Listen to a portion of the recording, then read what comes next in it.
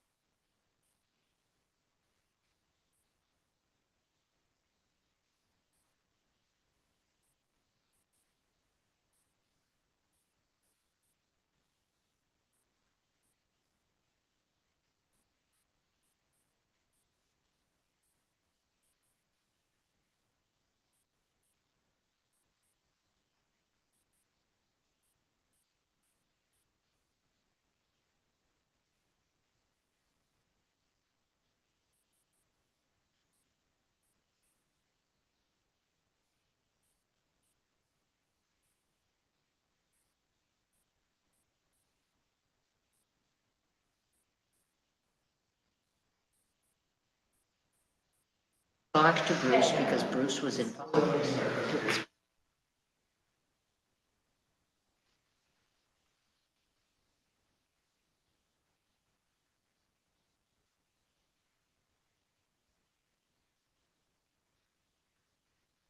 On 4 acres of land they're trying to sell for.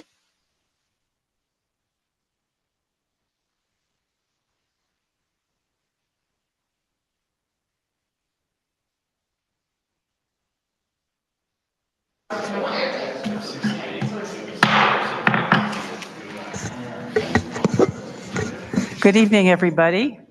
We'll get this meeting to order, February 1st, 2024 Plan Commission meeting. Let's call the meeting to order and start with the Pledge of Allegiance.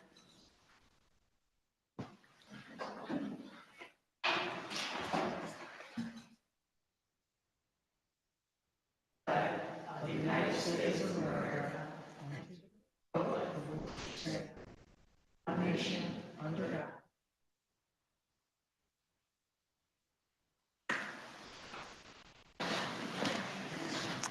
Roll call, please.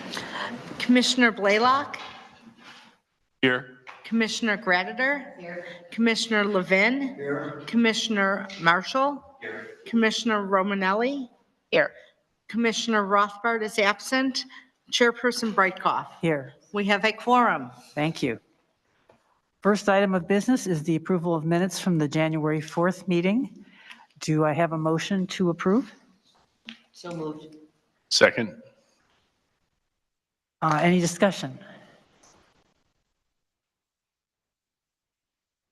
All right, all in favor? Aye. Aye. Any opposed? Okay, they have been adopted and approved. Do we have any visitors wishing to address the Plan Commission tonight?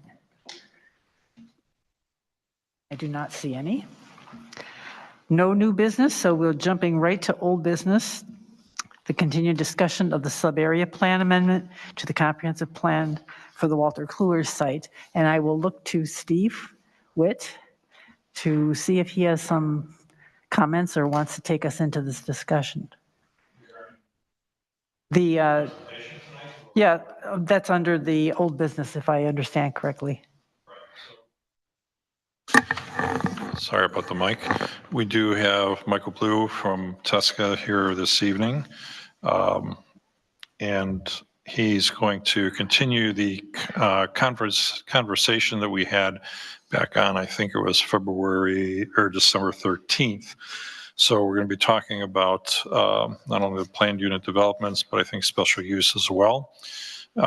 Thereafter, we will take some time to discuss the homework assignment from the last meeting, which we were looking at trying to establish everybody's top 5 concerns for items that we could try to incorporate into a new and improved special or plan development ordinance. So I'm going to turn this over to Tesca and let that presentation conclude, and then we'll take it straight into the discussion on the attributes for the plan development ordinance. Okay. The presentation went away, but there we go. So, hello everybody. The Michael and Lee show here again for you. We had been through the first part of this where we talked about the development process generally, and then we stopped. Part 2 actually starts on slide 25 if you want to scoot through and get to the one that talks about subdivisions. And we'll start with that. And as Steve said, there's still a little bit of this one left, but we wanted to talk generally about subdivisions. What are they? Bingo, well played. And then we're going to talk a little bit about PUDs and a little bit of the what's and wherefores of PUDs. And then we'll get to, as Steve called it, your homework, because that has to do with PUDs as well. The idea is that as we progress with this notion of preparing a PUD or considering a new PUD ordinance for the village, it's about what do we want to see and what do we want to see most. And we'll get to that in a bit. But let's go to the next slide. Are there any questions, though, before we dive in about where we've been or where we're going? Great. Thank you. Then we can do the next slide. So a couple of things that are relevant about subdivision. Subdivision is a ministerial process of municipalities. It is not a special use permit. It is not a planned unit development. It is a very cut and dry way of dividing up land. So it's not something that there is typically a lot of debate about. It is a section of the code that very much specifies these sorts of things that you're to do. It's in terms of how the property is described. There are a lot of rules in there about infrastructure, how do the utilities and roadways go in. There are sections on dedications of land for schools, parks, and public purposes. There are standards in it to ensure, I always highlight the fun or bold the fun stuff, right? Harmonious subdivision development and community growth. So it talks about if you're laying this out, lay it out properly. These are generally things that staff will look at. They need to be approved by, reviewed by the Plan Commission, approved by the village board. The plats that these are done on get signatures on them and so on and so forth, but it's not really something there's a lot of debate and discussion about. It's two things. It's a set of rules for dividing, how do you divide the land? And the other thing that is important about it though, is that it will define what kind of infrastructure you have. And so, since Riverwoods is so unique, it's different than a lot of places, but when we talk to other communities about subdivisions and infrastructure, we say, you ever been in a neighborhood? I was just in one in another town. You ever been in a neighborhood and the road is ridiculously wide? And you say, why is the road so wide? And sometimes you're in a neighborhood, excuse me, in another community, and there's sidewalks on one side but not the other, or they're on both sides, or they're on neither. That's what the subdivision is deciding, right? How do you build the roads? How do you build the sidewalks? How do you deal with infrastructure? Obviously, again, the semi-rural character of Riverwoods is going to be different, but that's what the subdivision does. There's not much more to it. There's not a lot of debate. It's not going to be something where you're going to consider a lot of issues. We just wanted to bring it up and let you know that that's what it is. It's a ministerial process. That said, there's no questions about it, but do you have any questions about it? Pardon me. Well, let's keep going and let's start to touch on our discussion about PUDs, planned unit developments. As we have discussed, in terms of the current PUD in Riverwoods, and Lee and Bruce know it much better than I do, but it was essentially tied to development of Thorngate. It was very specific. There was not necessarily, excuse me, expectation that it might ever get used again. So it had a very specific purpose. It's got some really good thoughts in it. It's got some really good ideas about how development should happen, but it was really done so specifically for one development that brought forth this discussion about, well, maybe we should put it together differently and revisit it. And that's how we got here. And that's why we have been having all these discussions about density and driving through different types of townhome neighborhoods and your homework tonight and so on and so forth. The thing that's important about planned unit development that we just want to make sure, excuse me, and leave you with is that this is part of the current code. And it talks about a greater choice in environments, creating a creative approach to the use of land.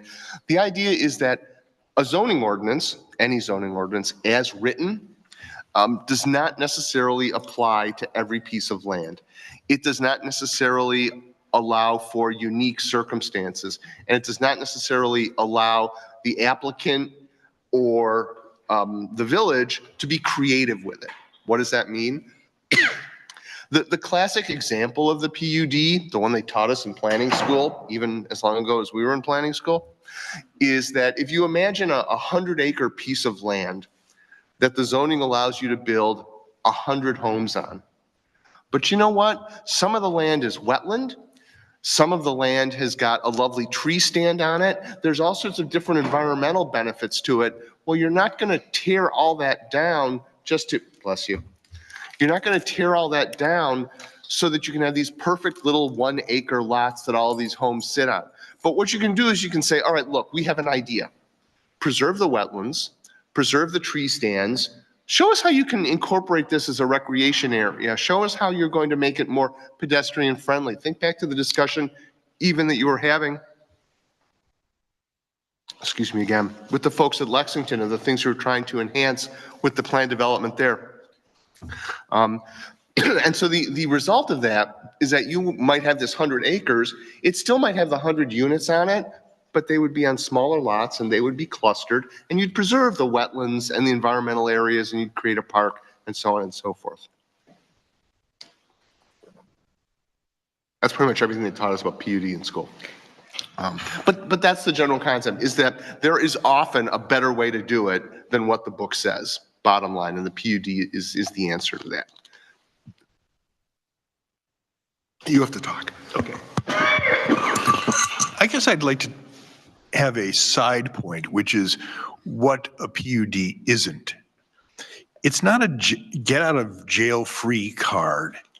And unfortunately, over, I won't tell you how many years it's taken for it to have devolved from what its original purpose was in the 1940s, believe it or not, into what it is often today, which is we don't want to tell the property owner or the developer what they should do. Let them come to us and beg for something special. And if they do that, they get around all the rules. Because too many communities look at this as a way of avoiding applying standards. That's not what this is for. That's not the best use of the tool. The best use of the tool is recognize that there are special properties. There are properties that really have unique characteristics that we can do better if we don't draw straight lines. We can do better if we don't apply it as if it was a blank sheet of paper. In most cases, the best way of doing that is to set standards in a way that gives alternative approaches and modifications of densities and other bonuses when they really do a good job, better than just what the ordinance would have otherwise required. How you feeling? I don't know, we'll find out. Thank you. The next slide is a continuation of what's in the current code.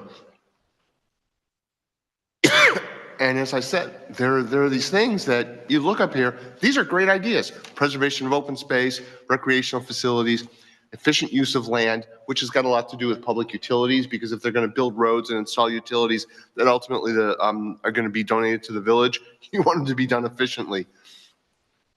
And the bottom one is the standard and official language of promoting the health, safety, welfare, comfort, morals, and welfare of the community, which is the catch-all that we find everywhere. So the bottom line is there are really great concepts within the sort of qualitative rather than quantitative aspects of the village's PUD. So that doesn't necessarily have to go away. These are things to build on, not to do away with. The next slide. Thank you, whoever found those. Talks about what's in the code now.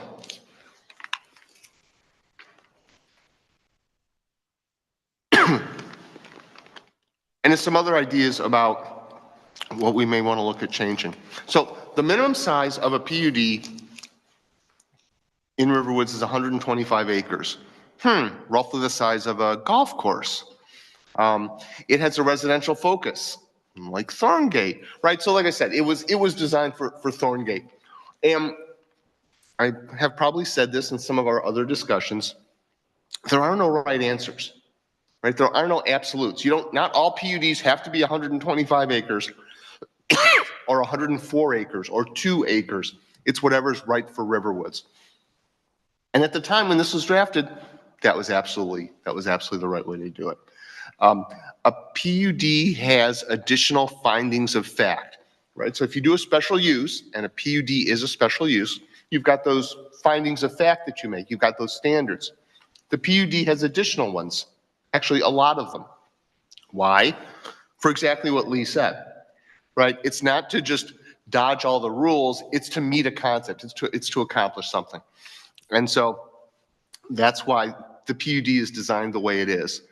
The only problem really with the current PUD is it's designed for the one site, which is again where this whole conversation has come up around what might we change. And we've got a list of possible refinements that we're going to continue to talk about, but would like to share with you as a place to start. One is easy, it's about reducing the minimum size.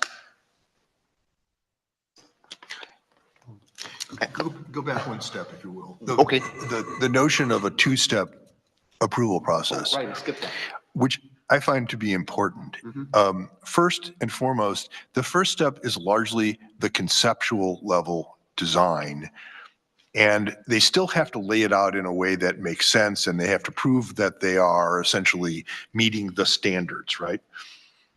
But that allows them to make a reasonable set of drawings and a reasonable evaluation of the site and spend a reasonable amount of money getting to you and presenting it in a way that makes sense, but not final engineering and not spending enormous amounts of money and making sure that all of the documentation is perfect. We'll get to that in the second step, where it goes back through the same process it was going through first in the Plan Commission and the Village Board. But the point being, there is a reasonable expectation that if they meet the standards they already met in the first go-around, they'll get approval in the second go-around. That first step is the concept. In fact, it's often called the concept approval. And the idea is that you don't have to worry about stormwater. They have to show you generally that it'll work, and residents are always concerned about it, rightfully so, stormwater. Okay, it'll meet that. The engineering will be done later. Is everything perfectly aligned? Might things move? How will the property be graded? We'll worry about that later. Let's talk about whether or not what's being shown is right for Riverwoods and meets the standards. It's kind of like when you did the tour that Lee laid out and you were thinking, oh, this is nice, we can do this. That's about the concept level. It's a very thorough step, but not, as Lee says, to the point of having all of the engineering done. So again, in terms of the changes that we're going to suggest that we take a look at is to reduce the minimum size. This has got some choices because a couple of things can happen. One is we can look at other properties where we think that this tool might be appropriate, figure out which is the smallest one and make that the way to do it. The other way to use PUD is to say, you know what, this might be a tool that we want to use in a number of cases. Maybe we make it a little smaller than that. That's a discussion we can certainly have. Why is there a minimum at all? There doesn't have to be. I'm asking the musical question, why is there a minimum at all? Most communities put a minimum so that it isn't applied to every single site in the community, that there has to be some threshold over which it's worth going through this exceptional process. And, you know, I have seen it where the minimum size is 1.5 acres. It can go down really small, but you have to be prepared. There may be a lot of your, 1.5 acre sites in the community that shouldn't be going through a planned unit development process. They really should just stick to the traditional zoning and subdivision. The PD should be more the exception than the rule. Absolutely. Is what it boils down to, because the zoning code establishes a set of parameters by which the village, the community as a whole is designed against. But to have individual projects for site-specific conditions which need some relief from the strict zoning is really where the PD process comes into play. The It's other- not for financial gain. It's not for, gee, I've got the I wants, or it's not that, I'm trying to jam necessarily a particular use on a given property. It's really the exception to the rule from circumstances that are generally beyond the control of the property owner. The other thing to keep in mind is that there might be types of development that are appropriate for this highest level of review. We've done codes where any development over a certain size has to be a PUD. We've written this in such a way that anytime there is a mixed use development has to be a PUD. And all because it's worth having the discussion with all of you, and you can get a better level of development. So I'm going to say it again. There's no right answer, right? There's a best answer for Riverwoods. And I keep saying that because it's so important. The other kind of change that we'll want to talk about is broadening beyond the purely residential focus. So if there is to be perhaps a mixed use development on some site, this might be the tool that we want to use. We'll want to add specific design and development standards, which reflects your homework, the tour, the discussion tonight, so that when you review, you've got a set of standards. You're not just saying, you know what I'd like to see, because it's not about what individually any of us would like to see.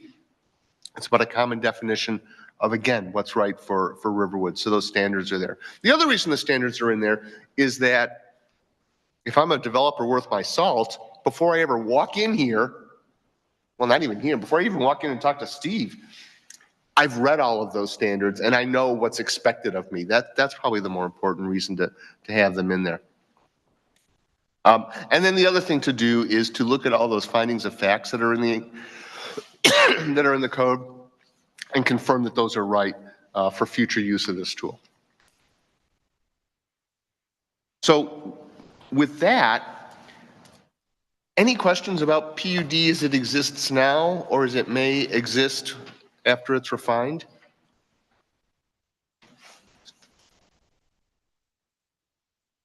I have a profound question.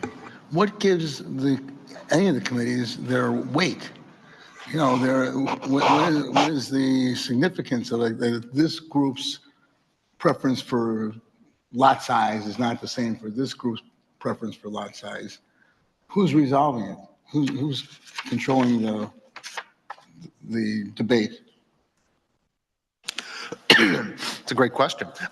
Ultimately, it'll become an ordinance of the village, Yeah. right? And the village board will adopt it. And so the village board is the one that says, on advice of the plan commission and your planning staff and your staff, these are the standards we're going to set. And we draw them maybe a little broader than we would otherwise, but ultimately the board is making that call. Great question. Anybody else?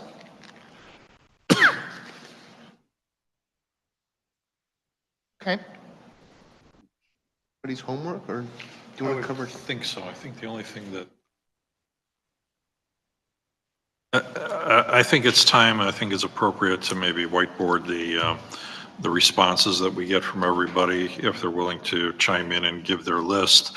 But the one thing that I would want to add is that when you're thinking about what parameters we're going to be whiteboarding, we shouldn't necessarily be thinking this to be strictly a townhome project or a mixed use.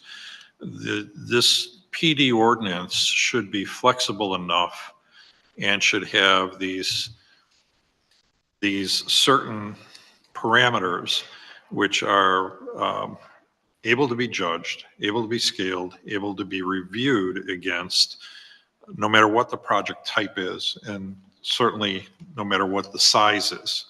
So, and that may be difficult because you may have this different perception of how a small project would need certain parameters versus a larger project. But again, if we're looking to create a new ordinance, we're looking to create one ordinance. that could cover multiple types, like Michael was talking about. It might be townhomes, it might be a mixed use, it might just be a skyscraper going up in the middle of Riverwoods for all we know, but not that that would ever occur. But I'm just saying, it really needs to look at all different types. Yeah, and I was mentioning cluster single family is a potential where it's still single family. It's just that they do it in a way that the lot lines are different or the setbacks are different and they don't have traditional front yards or however that might be, yet you can do it. Right, we're not With a plan looking at property, the type of property ownership, like condominium, townhome, single family, Right. clusters or whatever. These conditions, if you want to call them conditions, should really be applicable to any of those type of ownerships, any types of those projects that go. So I would ask Michael if you want to maybe throw on a whiteboard and just listen to comments, and as you suggested, maybe put a star next to the ones that get repeated. And then we take a look at, what the group as a whole has deemed to be the most common traits that we're looking for.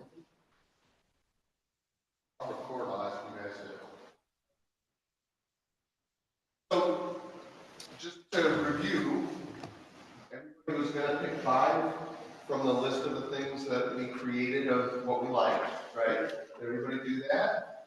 You can do it right now while I'm talking if you want, but I remember back in school when the teacher said, would anybody like to volunteer their 5, or do I have to call on someone? We're at that part of the meeting. Who would like to volunteer their 5? And I'm sorry, the wet weather messed with my allergies, so I'm not, but I apologize for that. Carl? Yeah. Structure cited with mature landscaping that cook. Otherwise, but, so we have mature landscaping, right? Is that a catch-all for that? Yeah.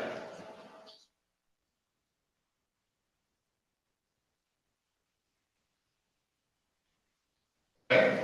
Differentiation in building materials and colors.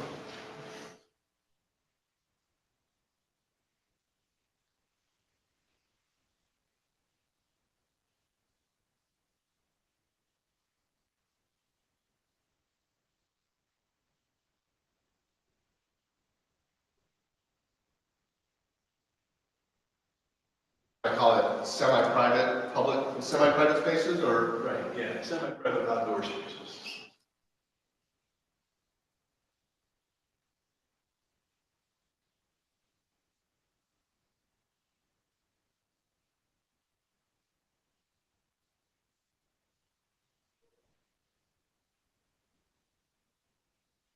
Two stories preferably.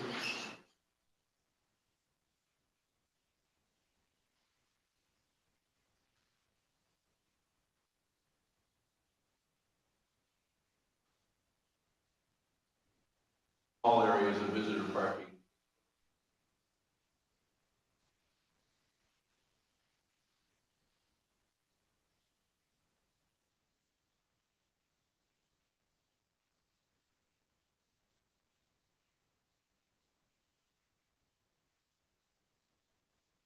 All sound plan tools. Mike, I saw you ready to go next. I'm really excited. Carl might have taken 1 or 2 of mine, but That's the whole idea, so. We want to hear those. Yeah, don't keep those off the list. We want everybody to share all 5, because the ones that overlap are gonna rise to the top. okay, so adequate space between buildings.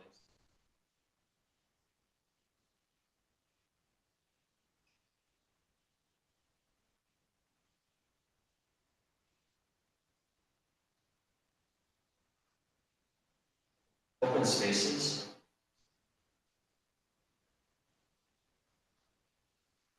I like open spaces. Definitely number 3, sustainability.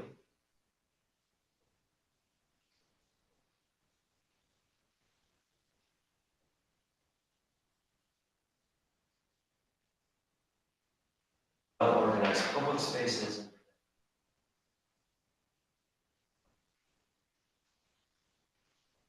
Well-organized spaces, how about that?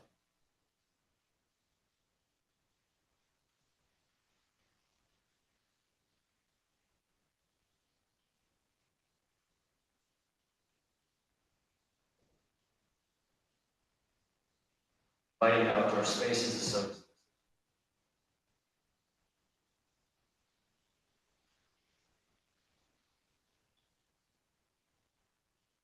Finish my homework. Congratulations. I'm going to give everybody a little gold star if we get through, so. I'm gonna have this, that's fine, Steve and I were driving around. But are there a few that, of either these or that you've seen that have risen to the top that you want to make sure we get on the list?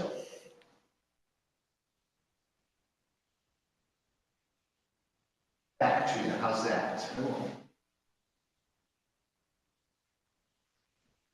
I have a couple of overlaps. So number, Before I turn the page. the first one is buildings that are scaled appropriately with the landscaping. I don't think that one has come up yet. Okay, good. Sherry will back me up on that one.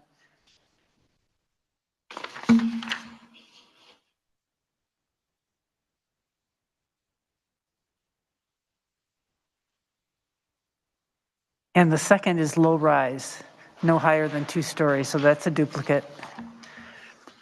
All right, right? Yeah, low rise. And then I have adequate space between buildings. Yeah, we had that. The top one, Mike. And then I have structures sited with mature landscaping that incorporates water features. So the mature landscape is number 2. And then the last one is winding streets with contours so structures are nestled into the environment.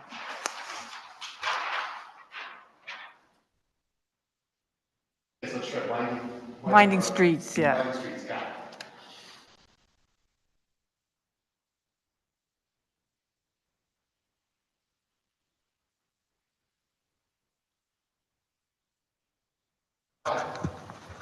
it. That was very unfair because I had about 8 that I wanted. Buildings that are scaled appropriately with the landscaping.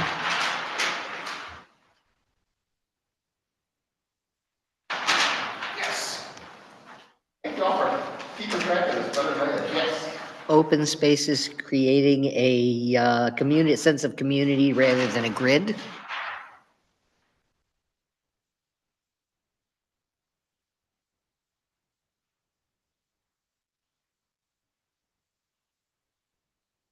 Differentiation in building materials and colors. I don't think anybody else has done that one yet. Carl said that one. Okay. Inviting outdoor spaces.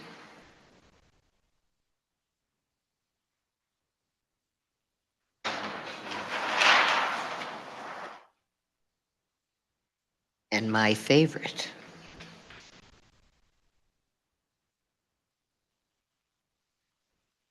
Comprehensive related appearance with a pleasing overall design.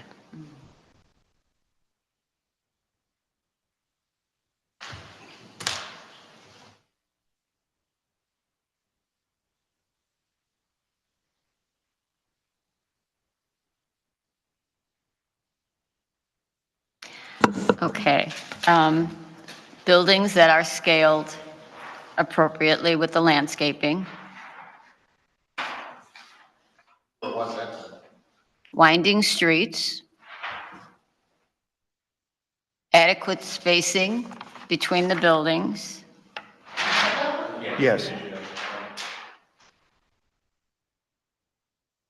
Open spaces, creating a sense of community rather than a rectangular grid. And low rise, no higher than 2 stories.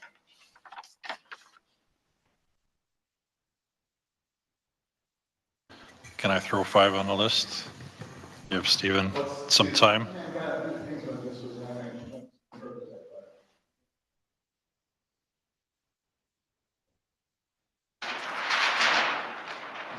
For the dwelling units, right? Mhm.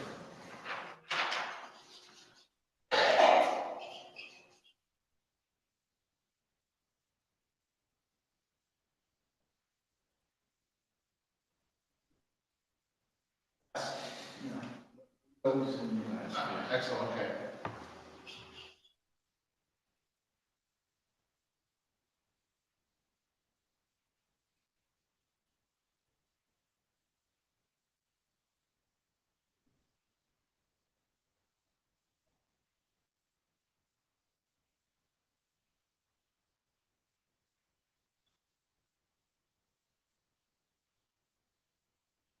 Kind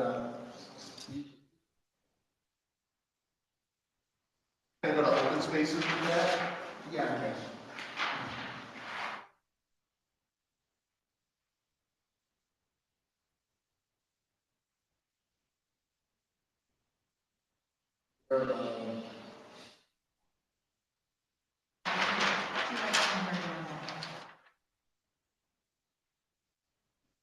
Not missing the design.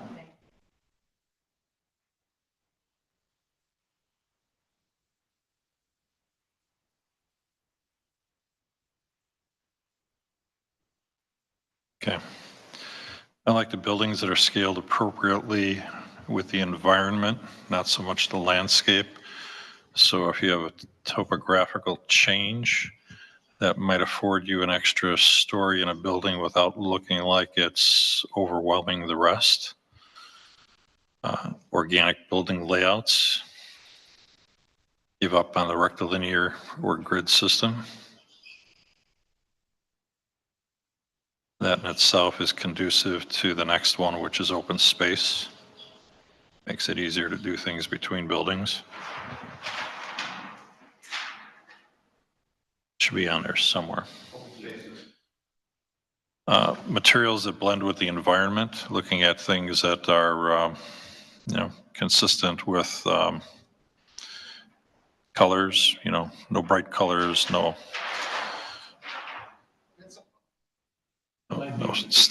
stainless steel panels on the outside of your house and things like that, that you're just not going to find anywhere here. Building materials would be good. And then stormwater features, things like detention ponds, rain gardens, and swales that are incorporated in the building layout and not just stuck in a corner of a property.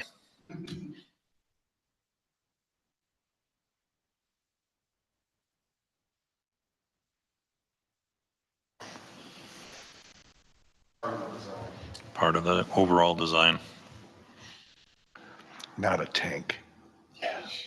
Underground storage. The ones that got 3.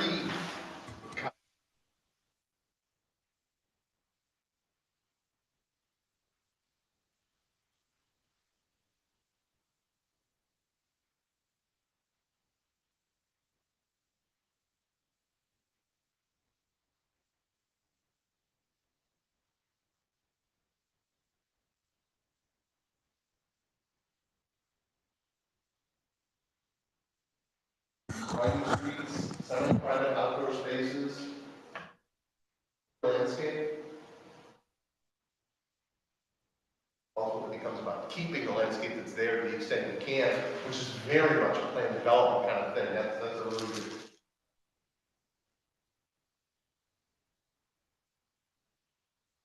Next. Want to anything or comment on anything they saw in you? Anybody disagree with anything that somebody offered? Not to create dissension in the group or anything, but anything I do, yeah, I don't think so. We don't really need that. This is good. We will note this as we keep going. And thank you all for doing your homework. Everybody gets their full stuff. Yeah, again, there's value, I think, to everything that is there. Obviously, everyone here lives within the community. They understand what they want to see happen. So that list is reflective of that. I don't think that anybody's got a bad idea that's on there. It's just that the ordinance is not going to get written with 20 different items that every developer has got to be looking at. So we need to be conscious of putting together an ordinance that's not overly restrictive in what we're looking for either. But this helps us develop what we want to see future development within Riverwoods. So, thank you, sir. Thank you. Admittedly, we served up a list that, for the most part, there are no wrong elements there. It's a question of priorities. Right. But then we're also throwing at this the opportunity to add anything to the list as well. So don't feel constricted to what's on this list. So if you have something that you think, down the road is an important thing, feel free to email me. Just don't email everybody. We don't want to get into Open Meetings Act violation, but, feel free to send something my way. And we'll see if that coincides with the rest of the list. On the back of this whole list too, there was this section that was characteristics to consider for standards in Riverwoods. And there's a number of points in there that I think are good as well. So they weren't. That was my cheat sheet, if you will, for when you were doing the tour to be thinking through those things.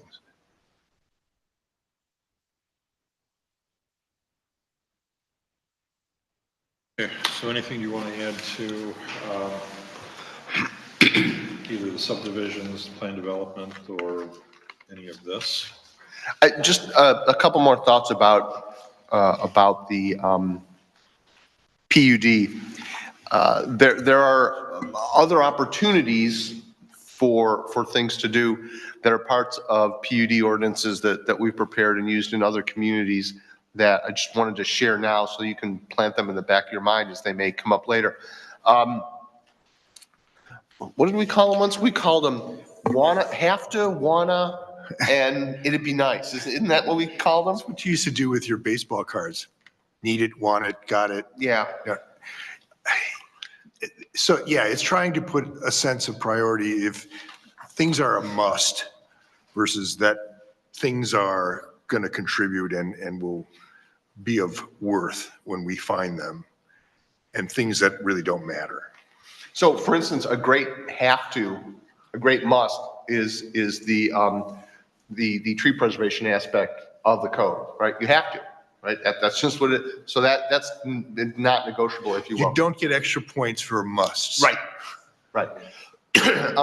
You might offer extra points for, and again, I'll go back to my experience in Highland Park. We used to give, we used to incentivize people who provided, or developers who provided certain things that the community had decided were a benefit. So historic preservation.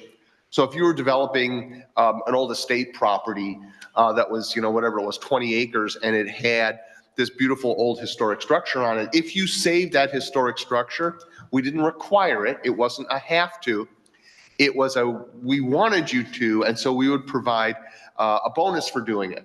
So if the development would otherwise be allowed to do, I don't know, 30 units, if you saved a historic structure, we'd let you do 31. Thanks for keeping this one. You can do another one, right? So that whole incentive approach is something else that you can do with the PUD. And the last thing, the one that's kind of in between the have-tos and the incentives, are what we've been talking about here, which are these characteristics that there's lots of options to show how you've done it. There's no definitive way to show how the open spaces are going to be presented as you've described them tonight, or that the houses are going to be built into the environment. There's no absolute rule for how that's done. You show us, right? And so that's kind of those three levels of have to, show us how you're doing it, and we want it, and we're going to incentivize you for it. So keep in mind those three kind of, those aspects of the hierarchy, because that may come up as we move forward. That's all I got. In your experience, a plan unit development ordinance that reflects these sort of characteristics that we want, does that typically drive a practical size minimum?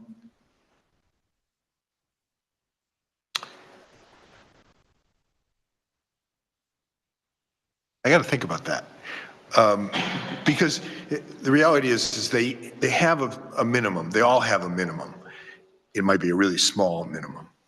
And I think it tends to fall on the question of whether the community is in a growth mode where developers are coming no matter what, versus where there's properties that have been sitting on the market, so to speak, forever, and you're trying to get the best, but you're looking for someone to take this forward.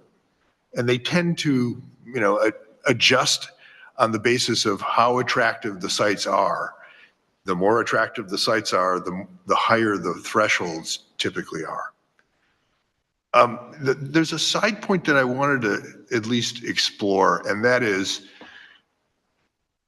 having watched the last process, I would like to be able to think that we could instill within the PUD process itself something that inoculates you so that you don't have the NIMBY problem.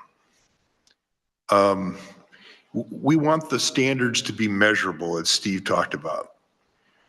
And the commission is put in a position to be able to say, you're meeting this, you're doing this well, and we might recommend some increases in density or whatever the bonuses might be, or you're not cutting it. And so that the public doesn't have to become the police over the plan commission's decision process. The decisions are measurable, the decisions are valid. Your work is to listen to the presentations in a way that you're convinced that they are meeting the standards. I'm looking for the opportunity for this not to become a public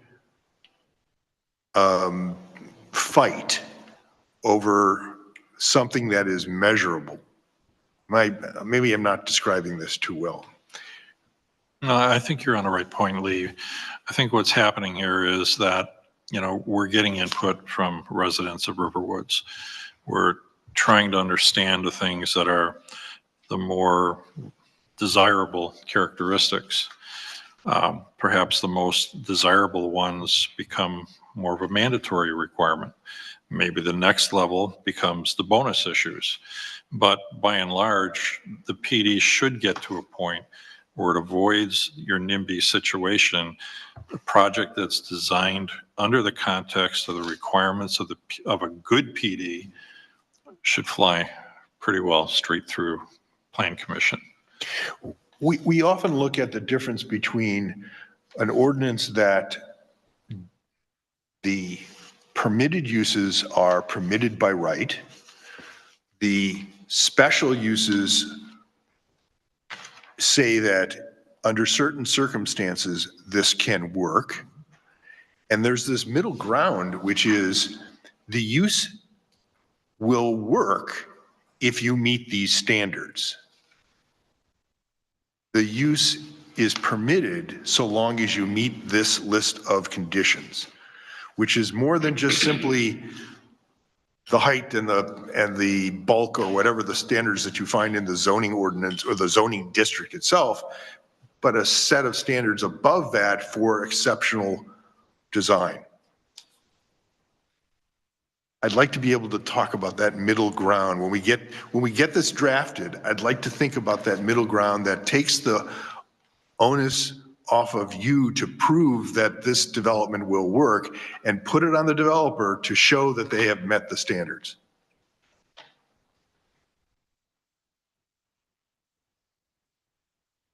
The other thing I would just add briefly to your question, and I had the opportunity while they were explaining to kind of go back over the list because I think it's a good one. I don't know that it'll drive that every PUD's got to be at least so many acres because, well, how do you do open space if it's a small development? I think what we may end up doing, and it's an interesting point, is we may have some of these kinds of things that apply to all PUDs, and some of these things that apply to mixed-use PUDs, and some of these things that apply to other kinds of PUDs over a certain size or based on size, right? So this may not drive that all PUDs have to be at least 25 acres because you got to have open space and all this other stuff. We may apply these standards to the different situations. Okay, so maybe to get to a conclusion on this, my suggestion would be is that over the next couple of weeks, that staff and Attorney Hoover work with both Lee and Michael to kind of put together a very rough draft of these concepts that we're talking about here, bring that back to the commission and get feedback on that at that point and see where it goes from there. This is something that's got to morph over time. It's not going to happen in the next one or two meetings. but we want to keep bringing it back while it's fresh in everybody's head. So I think at this point, if it bodes well with the commission, I would suggest taking that path. And at the next meeting, we would come back with an update on where we are and hopefully have at least a basis of a rough draft of this ordinance. Maybe not in all the legal speak that Bruce is going to put it into, but just basic concepts of what we're talking about. As Michael's talking, is it size, mandatory something? Does it affect this project across all types of projects or individual projects or whatever that may be? I don't know yet. But That makes sense to me, that we start seeing something that we can discuss, something concrete. okay. Thank you. Thank you. All right, are we ready to, I see that the staff report was not added to this agenda, but I would like to do it if you were prepared to. Oh, I am prepared, and it was inadvertently left off. That's something that I did not catch before it went out. But yes, I do have an update. It's got a few more items than last time, but some of these items are very quick. So I'm going to relatively go in the same order as last time, if anybody really wants to follow that through minutes. But the first being Brunch Factory. The last we talked, we are still looking to get a traffic study done on the center itself, so we can have a good handle on parking issues, not only for the Brunch Factory, but for the Anytime Fitness and the whole center as a whole, since we know that the center right now is shy on parking to start with, and they are going to be losing spots with the expansion of Deerfield Road. So since our last, all of this update is basically from, is looking at what's happened within the last month. So we've heard nothing from the property owners or the management company since last month. However, about 3 weeks ago, we discussed with the owner of the Brunch Factory this situation, during which he asked if he himself could procure the traffic report. What the mayor and I indicated to him was that we are amenable to that as long as it's a reputable firm. He thought that he had a name of somebody that he could use, yet we've heard nothing from him either. So the mayor reached out to him earlier today. I don't believe that she's gotten a response from him. So hopefully next time we'll be getting toward that end. Camp Bow Wow, no update. I've heard nothing from the potential tenant since last month. Baby Vegas, the last inspection occurred on January 18th. It was for rough plumbing work above grade. The prior was for the work that was below in the floor slab. So that got very close to passing. There were very few things that they needed to change. However, what we can see through the storefront windows, nothing else has changed. I've driven past that project several times in the last month, and not once has there been a contractor out there doing anything. The liquor license has not been renewed for this space. They had the liquor license for 2023. However, it was decided that since we don't have a business to issue a liquor license for, there is no liquor license issued for Baby Vegas at this time, and we're going to withhold that until they get to a point of at least substantial completion of the space. They had indicated that might be 3 months. My guess at this point, if they keep going like this, we'll be lucky to see it come snowfall next fall. The project at 2611 Milwaukee Avenue. We met with the potential developer to review what was a very conceptual plan for the property. Nothing really on drawings, but basically a verbal discussion. The conclusion is that the property is not currently zoned to allow the intended use, much let alone the fact that a lot of the property is within the regulatory floodplain, which I don't think the developer really understood. So we left that meeting with the thought that this project is not going to be going anywhere. We indicated to them that they've got a great concept of what they want to do, but that piece of property is not going to be conducive to it. The Orange Brace Road and Juneberry Road subdivision. Actually, it's, it's putting pieces together and then subdividing it again. We met with the property owner to verify their ability to actually subdivide. That was something they wanted to hear from us face to face. Don't know why, because I already told them they could do it. So they are looking to combine the three properties and then, or combine, the three properties and then restructure that so they could build a third house. Each of those sections would meet the code for frontage and lot cover, lot area. So I think that they're going to be moving forward with that, but we haven't heard anything since we met with them earlier last month. Walters Kluwer, unfortunately, we have nothing new to report on this case. Federal Life, we understand that there is a prospective buyer that was talking with Fed Life last week, but we have nothing substantial to report at this time. Home rentals. There's been no direction from the village board at this time to revisit the length of stay requirements for home rentals. As you know, the village board did approve an ordinance at their last meeting with regarding the registration, but there was nothing in there with regard to length of stay. The next one is Venn Point.